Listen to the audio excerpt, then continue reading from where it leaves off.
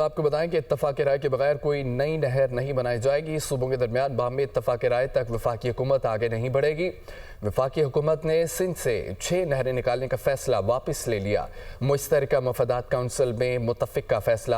نئی نہروں کے معاملے پر ایکنک کی 7 فروری کی منظوری منسوخ۔ کینالز معاملے پر آئندہ کے لاہ عمل کے لیے ٹیکنیکل کمیٹی قائم کرنے کا فیصلہ۔